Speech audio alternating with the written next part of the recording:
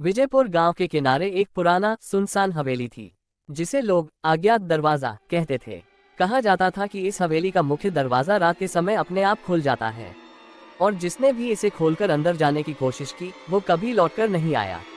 रवि गांव का एक युवा लड़का इन कहानियों पर विश्वास नहीं करता था। उसे हमेशा से डरावनी कहानियों में सच्चाई का आभास नहीं होता था। अपने दोस्तों के साथ बहस करते हुए उसने यह फैसला किया कि वो खुद उस हवेली के अंदर जाकर देखेगा कि वहाँ क्या है। रात के समय चांद की हल्की रोशनी में रवि ने हवेली का रुख किया। हवेली के पास पहुँचते ही उसे एक अजीब सा सन्नाटा महसूस हुआ। उसने देखा कि हवेली का दरवाजा पहले से ही थोड़ा खुला था, जैसे किसी ने उसका इंतजार किया हो। उसके कदम अपने आप हवेली की तरफ बढ़ने लगे। दरवाजे पर पहुंचकर उसने हल्के हाथ से दरवाजा और खोला और भीतर दाखिल हो गया।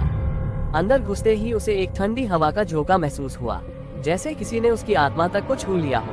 हर तरफ अंधेरा था, केवल दीवारों पर जमी धूल और मकड़ियों के जाले थे। रवि ने टॉर्च जलाया और हवेली के भीतर चलने लगा। अचानक उसे पीछे से किसी के चलने की आवाज सुनाई दी। उसने मुड़कर देखा, लेकिन वहाँ कोई नहीं था। अचानक दीवार पर लगी एक पुरानी पेंटिंग पर उसकी नजर पड़ी। उस पेंटिंग में एक महिला थी जिसकी आंखें सीधी रवि की तरफ देख रही थी। पहले रवि ने इसे भ्रम समझा, लेकिन जब उसने नजरें हटाकर फिर से देखा तो वह और भी डरावनी लगने लगी। महिला की आंखें जैसे उसके भीतर झांक रही थी। रवि का दिल तेजी से धड़कने लगा, लेकिन उसने साहस जुटाकर आगे बढ़ना जारी रखा। जब वो हवेली के अंदरूनी हिस्से में पहुंचा, तो उसे एक कमरा दिखाई दिया। कमरे के बीचों बीच एक पुराना बड़ा आईना था। रवि ने जैसे ही उस आईने में देखा, उसे अपने पीछे किसी का प्रतिबिंब दिखाई दिया। उसने झट से मुड़कर देखा, पर वहाँ कोई नहीं था। आईने में फिर देखने पर उसे वही महिला दिखी, लेकिन इस बार वो आईने के भीतर से बाहर निकलने की कोशिश कर रही थी। उसकी आंखें अब लाल हो गई और उसका चेहरा विकृत हो चुका था। रवि के पैर जड़ हो गए, वो हिल भी नहीं पा रहा था।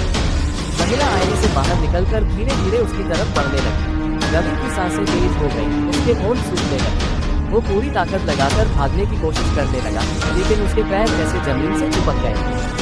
महिला अब उसके ठीक सामने थी। उसने अपने लंबे काले नाखूनों से रवि के चेहरे को छूने की कोशिश की। तभी हवेली का दरवाजा जोर से बंद हो गया और एक भयानक चीख हवेली में गूंजने लगी। रवि का शरीर अचानक से हवा में लहराने लगा और वो हवेली के अंधेरे में विलीन हो गया। अगली सुबह गांव वालों ने रवि को बहुत ढूंढा, पर वो कहीं नहीं मिला। उसके दोस्त जो उसे चुनौती दे रहे थे, वह भी खामोश थे।